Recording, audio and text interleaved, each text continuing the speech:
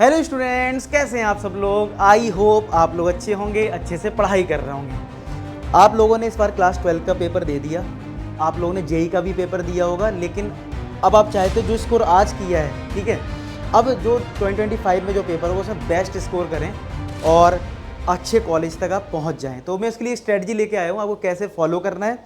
क्योंकि इस स्ट्रेटजी के बाद अगर आपने ये स्ट्रेटजी फॉलो कर ली थी, स्ट्रेटजी आपने बहुत देख भी ली होंगी, क्योंकि अभी भी काफ़ी टाइम निकल गया, आपने पढ़ना शुरू पहले से भी कर दिया है। लेकिन ऐसा हो सकता है कुछ नए पॉइंट्स आपको पता लगें, जिससे आप इस वीडियो को पूरा देखना, जिससे आपको सारी चीज़ समझ में आ जाए और आप अच्छे से अगर इसको इम्प्लीमेंट करते हो तो मैं कह सकता हूँ कि आप इस बार जेईई में अच्छा स्कोर कर जाएंगे। ठीक है, तो बातें करते हैं। सबसे पहले किस बात का हमें ध्यान रखना है, मतलब स्टडी करने से पहले हमें किस बात का ध्यान रखना है। होता क्या है ना, हम पढ़ना शुरू करते हैं, पढ़ते जाते हैं, हमें ये पता नहीं होता हमारा आज का लेवल क्या है। तो सबसे पहले आपको ये करना चाहिए कि आप ये देखो कि आज अगर आप टेस्ट दे रहे हो तो आपका जेई का स्कोर क्या है। देखो अब आप ऐसे तो हो नहीं आप क्लास 11th में हो, क्योंकि ये ड्रॉपर के लिए स्ट्रेटजी है। तो सीधी सी बात है, आपने 12th भी कर लिया है, तो आपने 12th के भी टेस्ट भी दिए हैं। तो अभी आप करंट में देखो कि अगर आप जेई का पेपर देते हो तो आपका स्कोर कितना है। तो एक बार चेक करो अपना स्कोर कि आपने 300 मार्क्स का पेपर दिया, अब आप चेक करो आपका आज के दिन अभी स्कोर कितना है, 100 है, 90 है, कितना है, एक बार चेक करो। क्योंकि अगर आपका स्कोर 100 है, 90 है, तभी तो आप सोचोगे कि यार मुझे अच्छा स्कोर करना है, तो उसके लिए कितनी और मेहनत करनी है। आप तो पढ़ते जा रहे हो, आपको पता ही नहीं आपका स्कोर कितना है। कई बार क्या है ना, हम लोग पढ़ते हैं तो हमें इम्प्रूवमेंट कब पता लगता है, जब हम टेस्ट देते हैं। तो अगर आप आज टेस्ट दोगे तो आपको पता लगेगा ना कि अगले टेस्ट में आपके कितने नंबर आए, उसके बाद कितने आए, तो आपने इंप्रूव करा या नहीं करा।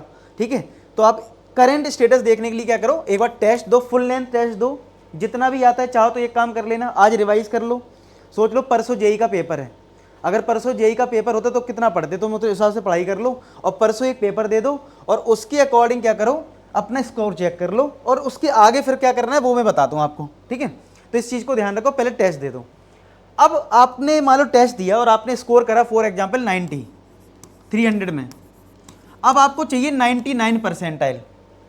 ठीक है, और 99 परसेंटाइल में भी मतलब आपको अच्छी खासी मेहनत करनी पड़ेगी। ठीक है, ऐसा नहीं कि बस सबको बट रहा है 99 परसेंटाइल। ठीक है, तो आपको 99 परसेंटाइल की अच्छी खासी मेहनत करनी पड़ेगी। उसके लिए आपको, आपने टेस्ट दे दिया कि यार अभी आपका 90 स्कोर आ रहा है, अब इसको कैसे ले जाना है, मुझे 200 प्लस में ले जाना है। तो 200 प्लस करने के लिए, 240 प्लस करने के लिए, उसके लिए आपको मेहनत करनी है। तो वो जो स्कोर तक आपको पहुंचना है, उसके लिए आपको क्या देखना पड़ेगा कि आपका फिजिक्स, केमिस्ट्री और मैथ्स, इन तीनों में कौन सा सब्जेक्ट हम आपके लिए बेस्ट है, जिसमें आप अच्छा स्कोर कर सकते हो। ठीक है, पहले वो आइडेंटिफाई करो। ठीक है, उससे क्या होगा, आपको ये श्योर करना है कि मान लो आपका केमिस्ट्री बहुत अच्छा है, तो केमिस्ट्री में पॉसिबिलिटी लगाओ कि 25 क्वेश्चन है तो कम से कम मुझे 20-22 क्वेश्चन तो सही करने ही करने हैं। ठीक है, क्योंकि वो आपका अच्छा स्ट्रॉन्ग पार्ट है, वहाँ पे आप टाइम सेव करके उसको मैथ्स में यूटिलाइज कर सकते हो। तो उसको स्ट्रॉन्ग करो, उसमें प्रैक्टिस इस तरीके से करो कि वो सब्जेक्ट आपका अच्छा हो जाए, जिससे कि आप वहाँ से ज़्यादा स्कोर कर पाओ, जो आपका स्कोरिंग पार्ट है। क्योंकि देखो सीधी सी बात है, अगर 3 सब्जेक्ट है जैसे आपके फिजिक्स, केमिस्ट्री, मैथ्स, अगर आपको लगता है कि आप यहाँ से अच्छा स्कोर कर सकते हो, ठीक है, और आपने अगर यहाँ से क्वेश्चन 22 के आसपास कर लिए, ठीक है, फिजिक्स मान लो आपका एवरेज है, यहाँ से आपने मान लो 15 से 17 क्वेश्चन यहाँ पे कर लिए, तो मैथ्स में आप अपना मार्जिन, अगर आपका मैथ्स थोड़ा वीक है या आपके नंबर कम आते हैं, तो यहाँ पे उस हिसाब से थोड़ा मार्जिन आप सेट कर सकते हो कि यार कितने क्वेश्चन मुझे करने चाहिए सही। समझ रहे बात को। तो आपको जो आपका स्ट्रॉन्ग है उसको स्ट्रॉन्ग बना के ही रखना है। कई बार ऐसा होता है ना, जो वीक होता है उसमें ज़्यादा मेहनत करने के चक्कर में स्ट्रॉन्ग वाला भी हमारा खराब हो जाता है। तो आपको अगर ओवरऑल 99 परसेंटाइल बनाना है तो बहुत बैलेंस तरीके से आपको पढ़ाई करनी होगी, और ये तुम्हें खुद सेल्फ एनालिसिस करनी होगी कि तुम्हें कहाँ पे वीक पॉइंट है, कहाँ पे आपके स्ट्रॉन्ग पॉइंट्स हैं। ठीक है, सबसे इंपॉर्टेंट बात ये, डेली टाइम टेबल एक फॉलो करना है। होता ये है कि 3 दिन अच्छे से पढ़ाई करी, चौथे दिन किसी कहीं शादी वगैरह है, शादी में चले गए, कोई पार्टी उसमें चले गए। ठीक है, एक बात ध्यान रखो, तुम्हारे पास 6 महीने ढंग से पढ़ाई करने के, इनमें कर लो शादी, दोस्ती यारी, पार्टी, शाम को घूमना, ये थोड़ा बंद कर दो। ठीक है, एक टाइम टेबल को फॉलो करो। होता ये है कि मान लो तुमने 3 दिन अच्छे से पढ़ाई कर ली, 3 डेज आपने अच्छे से पढ़ाई कर ली और 4th डे आप कहीं चले गए, तो आप ये मत सोचो कि आपका 4th डे बर्बाद हुआ है कि चलो कोई बात नहीं, एक दिन बर्बाद हो गया, क्या है दिक्कत है, 3 दिन। आपने भी ये देखा होगा, हमारा माइंड जो है ना, जिन चीज़ों में लगता है तो वो कॉन्स्टेंटली उसी को सोचता रहता है। फॉर एग्जाम्पल आप किसी शादी में गए, आपने 10 चीज़ें देखी हैं, तो ऐसा थोड़ी ना कि शादी के बाद आ जाओगे कुछ याद ही नहीं आएगा। आपको आएगा, अरे यार हमने ये खाया पिया था, यहाँ घूमने गए थे, हमने ये देखा था, वो दुनिया भर की बातें वो 5th डे में भी तुम्हें परेशान करेंगी। तुम उस जोन से बाहर नहीं निकल पाओगे, उसमें टाइम लगेगा उससे बाहर निकलने में, तुम्हारे 2 दिन खराब हो जाएंगे। और तो ये मत सोचना कि पार्टी में चले गए, चलो 1 दिन की बात है, 2 घंटे की बात है। अब तुम किसी दोस्त के साथ शाम को घूमने निकल गए 2 दिन के लिए, 2 घंटे के लिए। अब 2 घंटे के लिए घूमने गए हो, तुम्हें लग रहा है 2 घंटे हैं। अरे जो बातें तुमने की है ना, वो माइंड में फीड हो चुकी हैं। अब वो बातें जो है सर्कुलेट होंगी बार बार बार बार। आप पढ़ने बैठोगे, आपको वही बात याद आ गई, अरे यार वो दोस्त ने ये बोला था, दोस्त ने ये करा था।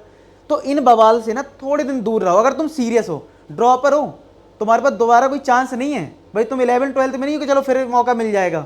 तुमने एक रिस्क लिया अपने पेरेंट्स से। पेरेंट्स को कैसे सेटिस्फाई कराओगे कि मैं कॉलेज नहीं लूंगा, इस बार मैं ड्रॉप लूंगा और मैं पढ़ाई करूंगा। तो सोचो इस बात को, इस बार बर्बाद मत करो, क्योंकि तुम्हें जवाब देना है इस बार। अगर तुम इस बार भी क्वालिफाई नहीं होगे, पेरेंट्स भी कहेंगे मेरा बच्चा बिल्कुल निकम्मा ही है, बिल्कुल, समझ रहे हो। तो तुम ये चाहते हो तुम ये सब सुनो, और सोसाइटी में कितने लोग तुम्हारे लिए बैठे हुए होंगे, अरे देखो ये अभी भी पढ़ाई कर रहा है, 12th पढ़ लिया। कुछ लोग तो ऐसे होंगे जो कोटा में बड़ी बड़ी कोचिंग में पढ़ के आए होंगे और वो अभी ड्रॉप ले रहे होंगे। पेरेंट्स तो सोच रहे थे इसी साल कॉलेज में पहुंच जाएगा, तुम अभी भी नहीं पहुंचे हो। तो मेहनत करो, नहीं तो फिर बाद में तुम्हें बहुत लोग परेशान करने वाले हैं। तो इस बात को समझो, ठीक है। तो इग्नोर मत करो चीज़ों को, टाइम से चीज़ें करो, और 7 डेज वर्क करो, एक भी दिन छुट्टी मत लो, ठीक है।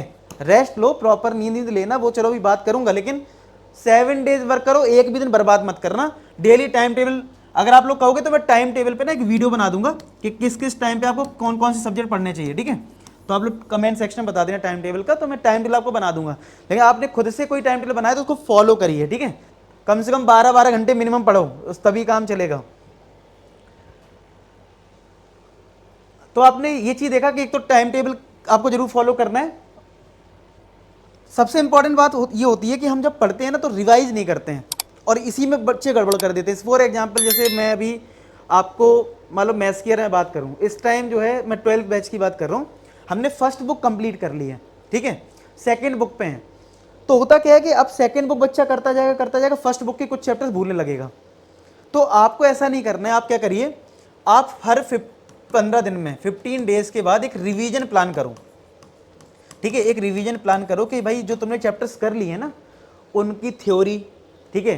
जैसे केमिस्ट्री में आपको रिएक्शंस कुछ याद करनी पड़ती हैं कुछ, ठीक है, कुछ आपके एक्सेप्शन रहते हैं, उनको आपको याद रखना पड़ता है। तो वो चीज़ आप हर 15 दिन में शॉर्ट नोट्स आप जो बना रहे हो, आप जो शॉर्ट नोट्स बनाते हो उनसे रिवाइज किया करो। एक तो होता है भाई कंप्लीट पूरा है, आप क्या करा करो, हर चैप्टर से शॉर्ट नोट्स बना के रखा करो। उससे क्या है कि हर 15 दिन में फटाक से वो चैप्टर रिवाइज कर लिया। फिजिक्स में कोई इंपॉर्टेंट थ्योरी है, इंपॉर्टेंट कुछ डेरिवेशन है, कुछ भी है, उसको रिवाइज कर लिया। मैथ्स में कुछ फॉर्मूले हैं, वो रिवाइज कर लिए। तो हर 15 दिन में शॉर्ट नोट से अपना रिवाइज जरूर किया करो, रिवीजन मस्ट है, ठीक है। इसके बिना आपका काम नहीं चलेगा। फिर आपने जब 15 दिन पढ़ाई कर ली या 20 दिन पढ़ाई कर ली, आप अपना कंप्लीट सिलेबस का टेस्ट दो, यानी कि 300 मार्क्स का। सर आप कहोगे सर अभी तो हमने पूरा सिलेबस ही नहीं करा, हम 300 नंबर का टेस्ट कैसे दें? अरे यार एक बताओ, तुमने 12th तो अभी करा है ना, तो तुम्हें सारे चैप्टर आते तो हैं, तो रिवाइज करके एक बार अपना एनसीईआरटी से अपना जो बेसिक चीज़ें हैं उसको रिवाइज करके टेस्ट दो। क्योंकि यार टेस्ट नहीं दोगे तो तुम कैसे, क्या तुम्हें लास्ट में तुम्हें एक टेस्ट दे के तुम्हारा काम हो जाएगा? नहीं ना। शुरुआत से दे के चलो, हो सकता है तुम्हारे नंबर कम आए, तुम्हारे 100 नंबर आ रहे हैं, कोई बात नहीं, तो पता भी तो लगेगा हमारी औकात नहीं है अभी क्वालिफाई करने की, और औकात को बढ़ाना है। ये जो औकात अभी तुम्हारी 100 नंबर की है, समझ रहे बात को।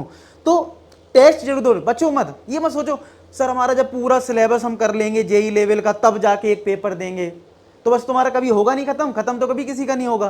तुम वहीं से अटके रहोगे, फिर जनवरी में जब तुम्हारा जेई का पेपर आ जाएगा, उसके बाद दिसंबर में एक पेपर दे भी दोगे तो क्या क्या हो जाएगा? एक पेपर से होगा भाई? कम से कम 10 से 15 मॉक टेस्ट तो तुम्हें देने हैं ना। तो वो अभी से प्लान नहीं करोगे, कब करोगे? समझ रहे हो। तो हर महीने 15 दिन में एक मॉक टेस्ट दो, तुम्हारा जो भी लेवल है, आता हो नहीं आता हो, 3 घंटे सिटिंग करो, 3 घंटे बैठ के पेपर दो, जो होगा देखा जाएगा। अपने नंबर देखो कितने आ रहे हैं, उससे तुम्हें जब नंबर कम आएंगे ना, तब तुम्हारा माइंड बोलेगा बेटा कहीं पार्टी में नहीं जाना, पढ़ाई करनी है। समझ रहे हो, उस तरीके से सोचो थोड़ा सा। ये चीज होगी। अब एक चीज और है कि आपको क्या करना है, मॉक टेस्ट देने के बाद, जब मॉक टेस्ट दे दिया आपने, ये देख लिया कि भाई अच्छा मेरे नंबर इतने आ रहे हैं, मैंने थ्योरी सब कुछ कर ली। उसके बाद क्या करो, आपने थ्योरी सब कुछ पढ़ रखी, प्रीवियस ईयर क्वेश्चंस करना शुरू कर दो। प्रीवियस ईयर क्वेश्चंस करना बहुत जरूरी होता है। अगर आप एटलीस्ट शुरुआत में सारे चैप्टर्स के मतलब पूरे नहीं कर पा रहे हो, 10 साल के नहीं कर पा रहे हो, कोई बात नहीं, आप एटलीस्ट 4 ईयर्स के पेपर जरूर करो। और हाँ, सबसे इंपॉर्टेंट बात, लेटेस्ट सिलेबस के अकॉर्डिंग करना, क्योंकि अब सिलेबस आपको पता है पिछले साल से थोड़ा कम हुआ है, तो लेटेस्ट सिलेबस के अकॉर्डिंग करो। और मेंस की आप तैयारी कर रहे हो पहले, तो लेटेस्ट सिलेबस के अकॉर्डिंग करो, क्योंकि हो सकता है आप ज़्यादा चीज़ें पढ़ रहे हो उसके चक्कर में और कन्फ्यूजन में हो रहे हो और आप पता चले जेई मेंस ही क्वालिफाई नहीं कर पाओ तो एडवांस तो बहुत दूर की बात हो जाएगी। तो पहले तो आप ये ध्यान रखो कि सिलेबस आपका क्या है, उस सिलेबस के अकॉर्डिंग पढ़ाई करो। आपके पास कोई बुक है लेटेस्ट सिलेबस के अकॉर्डिंग, उससे करो। बाकी मैं टेलीग्राम पे कुछ कुछ आपको डीपीपीस देता रहूँगा लेटेस्ट सिलेबस के अकॉर्डिंग, वहाँ से आप प्रैक्टिस करते रहना, ठीक है। तो लेटेस्ट सिलेबस पे मैं आपको अपडेट करता रहूँगा समय समय पे, तो आप उसका यूज करते रहना रिसोर्सेज का। लेकिन आप अपने अकॉर्डिंग ये बात का ध्यान रखना, जो भी आप पढ़ाई कर रहे हो या प्रीवियस ईयर क्वेश्चन लगा रहे हो, लेटेस्ट सिलेबस के अकॉर्डिंग लगाना, इन बातों का जरूर आपको ध्यान रखना है, ठीक है। और ये मैंने आपको पहले ही बताया था कि आप जो आपका वीक पॉइंट है ना, जहाँ पे आपको लगता है कि ये टॉपिक टफ है, स्कोरिंग भी है, तो उनको पहले ही स्ट्रॉन्ग कर लो, बाद के लिए मत छोड़ना, ठीक है। फिर बाद का वो बाद में रह जाता है, फिर कभी होता नहीं है, तो ये थोड़ा सा ध्यान रखना है। और सबसे इंपॉर्टेंट बात है हेल्थ का ध्यान रखना है। क्यों ध्यान रखना है? पता चले तुम पार्टी करने गए या तुमने कोल्ड ड्रिंक पी ली, मौसम खराब चल रहा, तबीयत खराब हो गई, 2-3 दिन बर्बाद हो जाएंगे। तो बहुत ध्यान रखो कि यार ज़्यादा बर्गर नहीं खाना है, ज़्यादा समोसे वमोसे बाहर का ज़्यादा नहीं खाना है, ठीक है। बोलो आपको पता कैसे क्या चीज़ बाहर बनती है, आपको नहीं पता होता, ठीक है। आप बीमार पड़ जाओगे। घर का खाना खाओ, ठीक है। थोड़ा देखो, किसी भी चीज़ को पाने के लिए सेक्रीफाइस तो करना पड़ेगा ना, तो अभी आपको खाने में भी सेक्रीफाइस करना पड़ेगा। आप ज़्यादा चीज़ें मत खाओ बाहर की, ठीक है। हेल्थ का ध्यान दोगे तो माइंड भी सही काम करेगा और आप स्वस्थ रहोगे तो साथ के साथ दिन आप पढ़ाई कर पाओगे। क्योंकि आप गलती से भी 1 महीने के लिए बीमार हो गए ना, तो ये बर्बाद हो गया, समझ लो ड्रॉपर तुम्हारा 1 महीना जिसका बर्बाद हो गया वो तो नहीं निकाल पाएगा ना। तो इसलिए ध्यान रखो, हेल्थ का बहुत ध्यान रखो। बाकी मैं आपको पूरा सपोर्ट करता रहूँगा, पूरी तरह से लगा पड़ा हूँ आपके लिए, आपको बेस्ट स्टडी मटेरियल देने की पूरी कोशिश करूँगा। बेस्ट चीज़ें चैनल पे आएंगी, आपको देखने को मिलेंगी, और उम्मीद करूँगा कि इस बार आप अच्छे से फोड़ेंगे। और मिलते हैं नेक्स्ट वीडियो में, तब तक अपना ख्याल रखो, पढ़ाई करते रहो। लास्ट में एक ही बात बोलूँगा कि आप सभी सफल हो। धन्यवाद।